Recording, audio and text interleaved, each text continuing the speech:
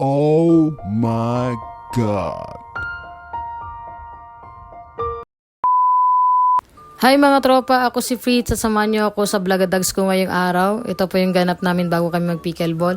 Nag-ready na po kami ng mga gamit na dadali namin. Ito po si DK, NDA champion niya ng dart at ngayon subukin niyang pasukin ng mundo ng pickleball. At ito naman si Kuya Ken, busy mangulangot. Sabi ko, sige, sali ko talaga sa video yung gano'ng kalaki ang kulangot to.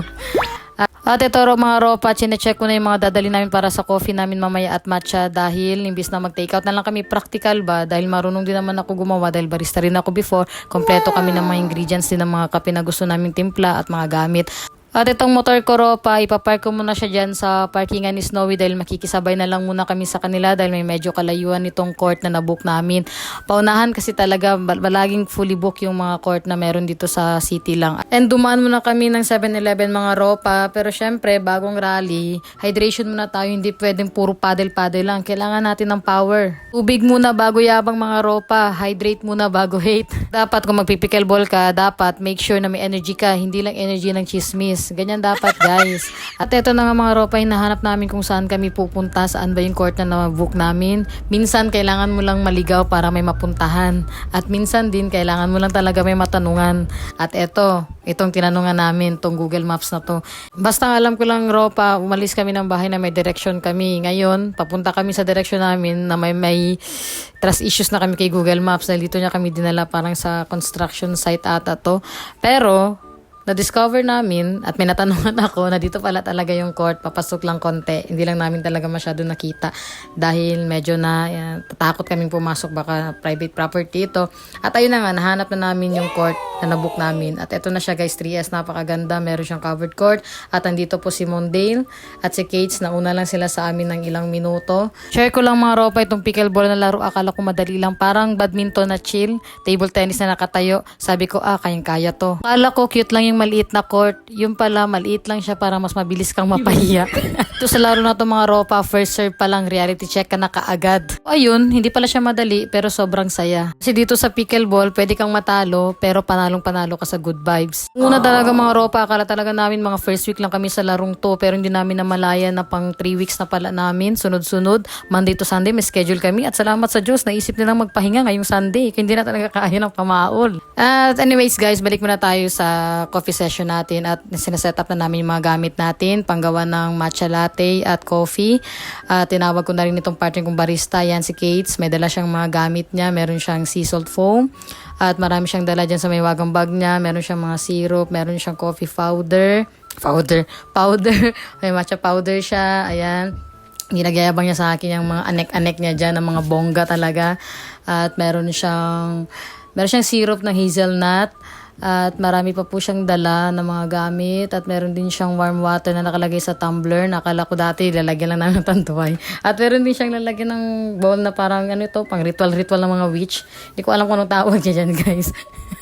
At sa mga oras na mga ropa, pinipiga-piga niya na yung condensed na yun dahil naiwan niya daw yung kanyang timbangan. Sabi ko sa kanya, tansya-tansyahin mo na yan. Hindi mo na kailangan ng timbangan. Ano yung timbang? Para ka namang, hindi pwede sabihin yan.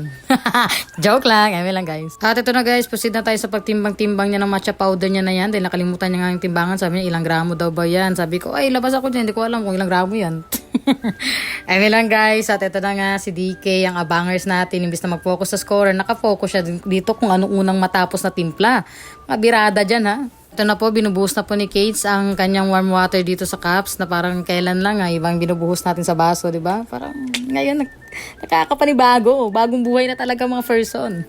Wait lang guys, baka isipin nyo, grabe namin kapasaway ha. Alak lang bisyo namin dati. Those were the days nung college days namin. Ayun, bago-bago na tayo. Ito na ang bisyo namin, magtimpla ng mga drinks like matcha, coffee, at laro ng pickleball. Talagang malayo na kami sa dati naming hilig. Mga nakahiligan before. Dahil nagkakaedad-edad na rin talaga tayo, hindi na tayo pabata. Yun, balik tayo sa coffee session. Sabi ko, itakal mo na mga dapat mong itakal dyan na powder. Powder yan ha, powder na inumin. Yan ang itatakal natin ngayon. At ito mga tropa, minamekos-mekos na ni Insan yung matcha powder niya dyan.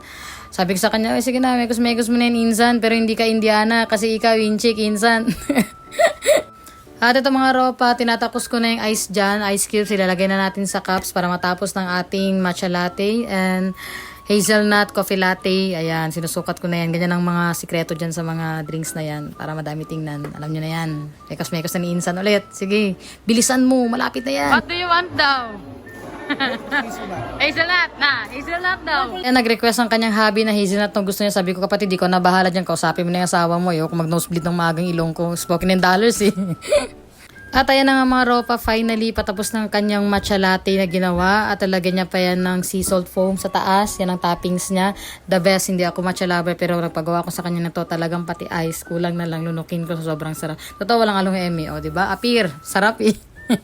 Yan mga ropa, tinatakpan niya na ang kanyang gawa at tinatawag na namin tong mga kasama namin na, hoy mga minions, tara na, nandito na yung order nyo, ano na, galaw-galaw. Okay, it's my turn again. At ginawa ko na tong coffee latte hazelnut ng Bebe Loves ko. At ayan, sinukat-sukat ko na yan. Tansya-tansya lang yan guys. Mekos-mekos na yan.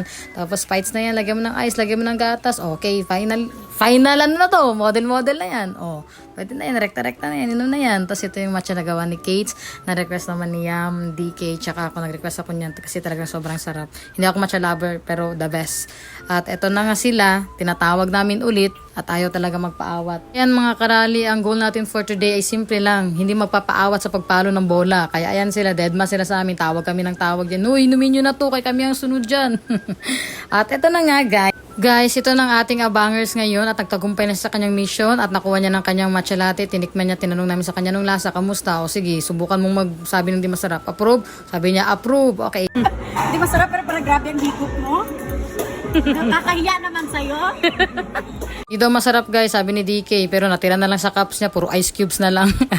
At sa mga oras to mga ropa, naghihintay na lang kami matapos ang game nila dahil kami naman ang sunod nila Kates. Ayan, pinapanood na lang namin ang laro nila, ang rally nila.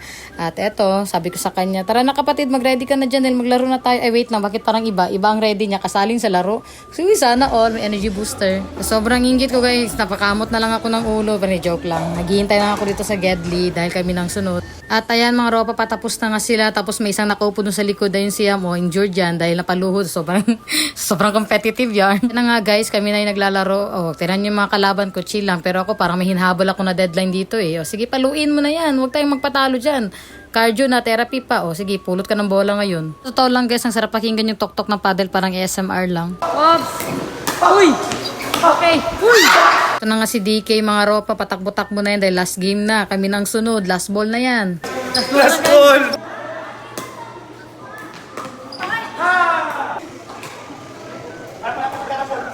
Hi Mandel, say hi to the vlog. Keng. Hi.